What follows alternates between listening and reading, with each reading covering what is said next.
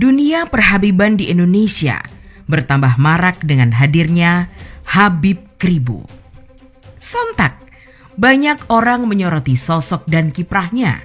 Semenjak tampil penuh berani membela kebenaran, seraya mampu mendudukan masalah dengan lugas di acara ILC, sebuah acara debat yang disiarkan sebuah stasiun televisi nasional, dan kemudian videonya viral di media sosial.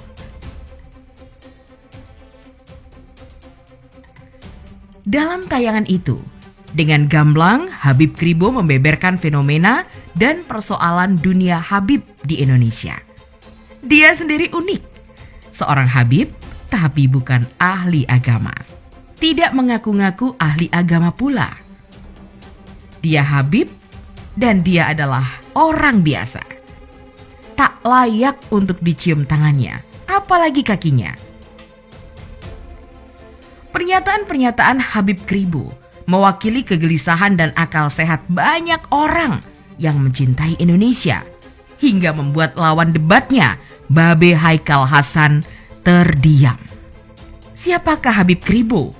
Dan mengapa NKRI sangat membutuhkan sosok ini? Katakan Rizik pemimpin umat. Umat yang mana, Pak? Umat yang mana? Kalau Rizik pemimpin umat, berarti yang nggak mendukung Rizik itu pengkhianat dong. Nggak ada satu dari ormas NU mendukung. Muhammadiyah juga nggak ada yang mendukung.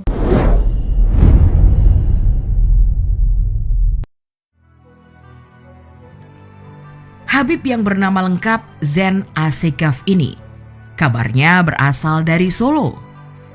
Habib Kribo dikenal sudah lama berjuang melawan kekerasan dan radikalisme atas nama agama.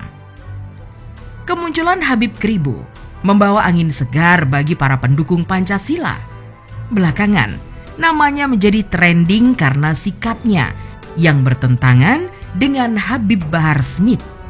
Bagi kita yang Pancasilais, sudah gerah dengan Habib tanda kutip, sehingga kemunculan Habib Kribo adalah obat penyejuk hati. Jangankan bagi kaum minoritas untuk bersuara, bahkan bagi sesama muslim pun konon mengcounter pernyataan mereka yang bergelar Habib bisa kena azab. Gak lucu kan? Bila kita tiba-tiba mengeluarkan pendapat yang berbeda dengan para Habib, ketiban pohon toge. Kejadian terbaru adalah penangkapan Habib Bahar. Masih banyak kadrun-kadrun di luar sana yang berteriak kriminalisasi ulama. Come on, tolong definisikan siapa saja yang layak bergelar ulama. Apakah seorang Habib tidak luput dari kesalahan dan tidak perlu menjaga perilaku? Gelar Habib itu adalah gelar yang seharusnya dia si penyandang gelar harus lebih sabar dibandingkan manusia biasa, lebih santun dalam berbicara dan perilakunya.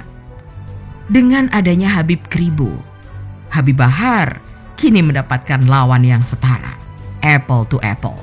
Perang opini di antara keduanya membuat mata kita terbuka. Siapa di pihak siapa? Siapa yang diuntungkan? Karena setiap fenomena di negeri plus 62 ini pasti tidak akan luput dari para politikus yang bermain. Mengapa? Karena agama masih menjadi isu seksi untuk dimainkan. Kemunculan Habib Kribo di ILC yang menjadi trending topik sangatlah epik. 2 thumbs up. Habib Kribo berani mengcounter semua statement Haikal Hasan. Habib Kribo bahkan berani menyatakan bahwa tindakan Habib Rizik bukanlah gerakan Islami. Gerakan bukan Islami ini sekarang diturunkan ke Habib Bahar. Kedua Habib sering ini melakukan caci maki dan perilaku kasar mengklaim atas nama Habib. Menurut Habib Kribo, FPI jika tidak dipimpin oleh seorang Habib, tidak akan ada pengikutnya. Menurutnya, lagi-lagi, Habib hanya dijadikan jargon untuk gerakan pesanan para politikus.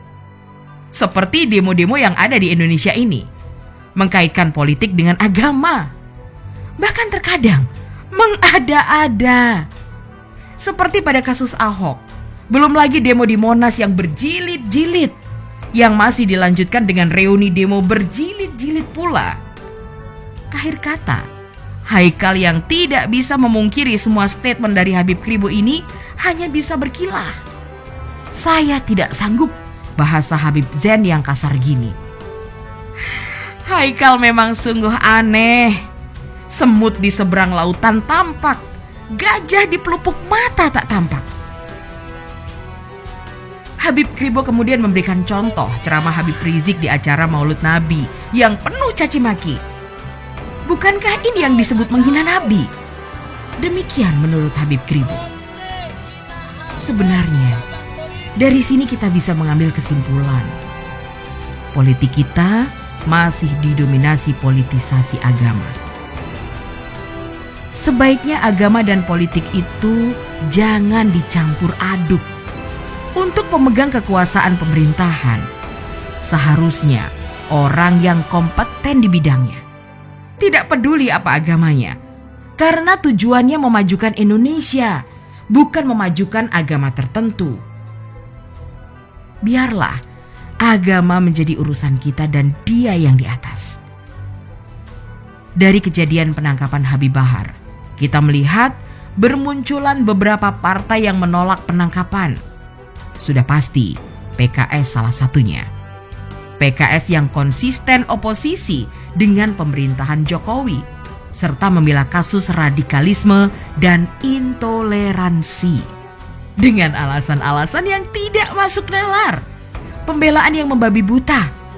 Problem yang kita hadapi di era yang menurut kita sudah maju dan modern ini, dengan internet yang sudah 4G, bahkan untuk orang yang berpendidikan tinggi, masih adanya orang yang terbelakang secara spiritual. Intelektual tinggi, namun secara spiritual terbelakang karena adanya kepentingan terselubung. Hubungan horizontal dengan sesama manusia harus diperhatikan sehingga seimbang dengan hubungan pada yang di atas. Karena sejatinya setiap agama di kitab suci manapun tidak ada yang mengajarkan kebencian. Kita tentu sepakat dengan Habib Kribo bahwa menjaga kerukunan adalah suatu bentuk jihad. Kejadian-kejadian sebelumnya, seperti pemboman di mana-mana, itu bukan jihad, tetapi teror. Menjaga NKRI adalah bentuk jihad yang sesuai dengan negara kita. Bahkan negara-negara maju lainnya mengacungkan jempol untuk toleransi yang dimiliki Indonesia. Habib Kribo pun telah menjelaskan dengan gamblang agar orang dapat memilah-milih Habib mana yang dapat dijadikan panutan. Sebenarnya, kelompok-kelompok seperti FPI itu hanyalah sebagian kecil dari umat Islam di Indonesia. Tetapi berisik sekali suaranya. Mereka dimanfaatkan oleh partai politik yang memanfaatkan dan mempolitisasi agama untuk mencapai tujuannya. Karena jelas saat ini masih tabu untuk melawan ulama, haji, ustadz, dan tokoh-tokoh agama. Masih banyak yang takut di stigma pembangkang, walaupun sesungguhnya berada di jalan kebenaran. Ketakutan ini bisa dimaklumi karena masih banyak kejadian-kejadian diskriminatif atas nama agama yang membuat orang takut bersuara. Bagi orang tertentu, lebih baik mengikut arus daripada melawan arus. Dan itu tindakan yang dianggap cerdas saat ini. Dari sini kita belajar, sebaiknya pemerintahan dan politik dipisahkan dari agama, ras, suku, atau apapun itu. Karena tujuan kita satu, untuk mencapai Indonesia yang lebih baik dan maju secara finansial maupun kehidupan. Kita berharap akan ada lagi Habib-Habib nasionalis yang berani menyuarakan kebenaran untuk kebaikan. Kita percaya di Indonesia banyak Habib yang nasionalis, hanya belum muncul di permukaan. Karena Habib-Habib tanda kutip harus dilawan dengan Habib-Habib yang sama gilanya dalam tanda kutip. Di dalam salah satu videonya, Habib Kribo berkata, haruskah menghadapi orang-orang brutal dengan lembut? Menghadapi kekerasan, radikalisme harus keras. Gebrak kalau perlu. Itulah kelembutan sesungguhnya. Kita mengharapkan Habib-Habib yang teduh dalam berceramah. Habib yang mengajarkan kasih sayang untuk sesama. Habib yang menjaga persatuan dan kedamaian di NKRI.